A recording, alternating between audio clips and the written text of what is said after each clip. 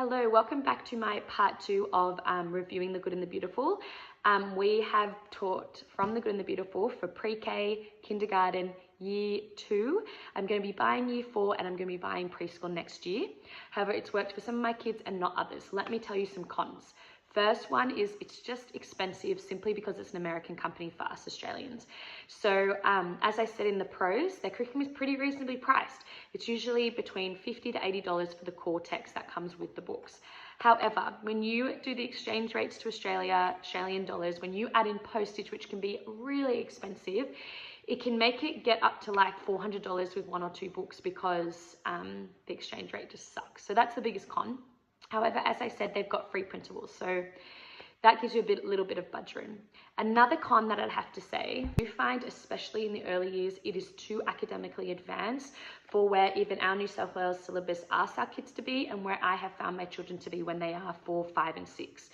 I find that their preschool, their pre-K and their kindergarten does expect quite a lot from kids, and they're upfront about that. They do say when you start kindergarten, they want kids to know all their letters and know their vowels. However, I did find when I had a kid who started and knew their letters, it did jump straight into 3-letter words, reading whole sentences within a few lessons, and that was just massive for him compared to just knowing a few letter sounds.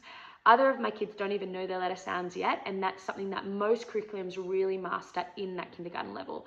So it is that little step up that would suit some students, not others.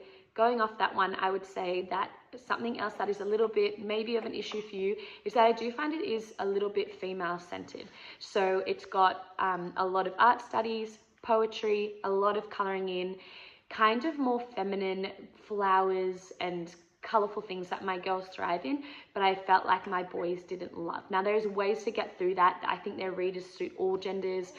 Their course does suit all genders. There's just quite a lot of girly things that I think girls enjoy doing, like colouring and fine details and writing essays about things they love, whereas boys maybe need to be a little bit more rough or hands-on. Finally, this one could be a pro or con on however you see it, but I do feel like the lessons do expect quite a lot from the kids. So the lessons, they've tried to incorporate geography and art, which is so fantastic. However, sometimes I felt like it would cause too much mental load when they're trying to just understand bigger English principles to then chuck in a whole new random thing of like, let's now study this geography place or do this big art, and they were already exhausted doing their booster cards, their readers, wanting to do the game after, wanting to do independent reading. I found personally it was more beneficial to do geography and art outside of English and let English just focus on one thing. I hope this has helped you. Ask me any questions below. I'd love to discuss it with you.